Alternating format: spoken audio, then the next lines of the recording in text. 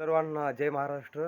आज 6 जानेवारी अर्थात मराठी पत्रकारिता दिन. म्हणजेच आता सांगायचं म्हणजे 6 जानेवारी 1832 रोजी मराठीतील पहिले वृत्तपत्र आचार्य बाळशास्त्री जांभेकर यांनी सुरुवात केली.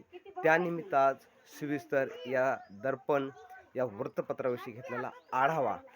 सांगायचं तात्पर्य बघा, आचार्य बाळशास्त्री जांभेकर एक प्राध्यापक होते, अत्यंत विद्वान आणि पंडित होते. त्यांची सांगायची म्हणजे भाषाशैली ही अत्यंत निपुण होती आणि त्यांनी विशेषतः 6 अशा भाषांमध्ये स्वतःला पारंगत केले होते. त्यामुळे तत्कालीन परिस्थितीमध्ये मराठी माणसांमध्ये विशेषतः पाश्चात्य जे ज्ञान आहे सांगायचं झालं ते इंग्रजी विषयी विशेष भर असावा आणि त्याचबरोबर जे त्या तत्कालीन परिस्थितीमधील शासन होते त्यांच्यावर एक अंकुश देण्यासाठी मराठीमधील एखादं वृत्तपत्र असावे म्हणून त्यांनी एक वृत्तपत्र सुरू केले. तेच म्हणजेच अर्थात दर्पण. दर्पणची सुरुवात 6 जानेवारी 1832 रोजी झाली.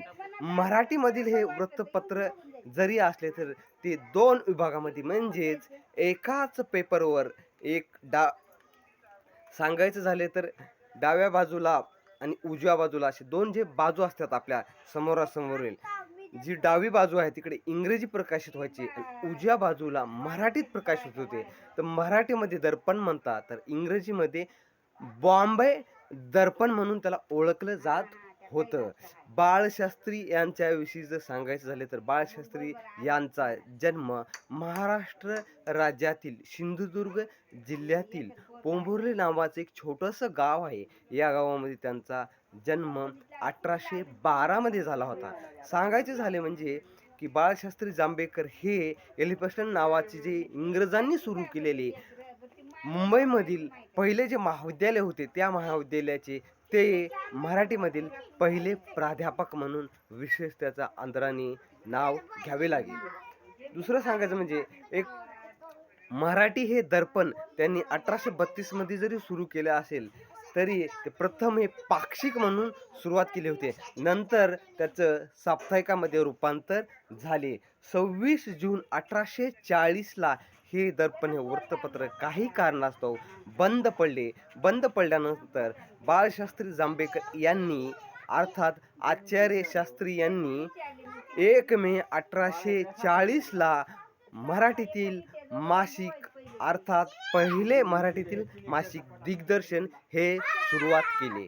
त्याचबरोबर पुढलं सांगायचं म्हणजे की त्यांची जी भाषाशैली होती अत्यंत निपुण होती आणि त्यावेळेस जे मराठीमधील पहिले दर्पण हे वृत्तपत्र जे सुरू केलं होतं ते अत्यंत उत्कृष्ट दर्जाचं तर होतच होतं. त्याचबरोबर त्यामध्ये योग्यतेस प्रोत्साहन देणे म्हणजे योग्य मार्गानं शासन चाललंय का नाही, त्याचबरोबर त्या तत्कालीन परिस्थितीमध्ये जी वाचक मंडळी होते त्यांना अत्यंत आवड निर्माण व्हावी या उद्देशानं मनोरंजन, त्याचबरोबर योग्य दिशा आणि त्यावेळेचे आर्टिकल अर्थात स्तंभलेख जे आहेत योग्य ते सडतोड उत्तर द्यावे या उद्देशाने अशा पद्धतीनं त्यावेळेस त्याची रचना करण्यात आली होती. अशा या मराठी वृत्तपत्र दिनानिमित्त मी वृत्तपत्र विद्या पदवीधर अर्थात पत्रकारिता पदवीधर, कृषी पदवीधर, ग्रंथपाल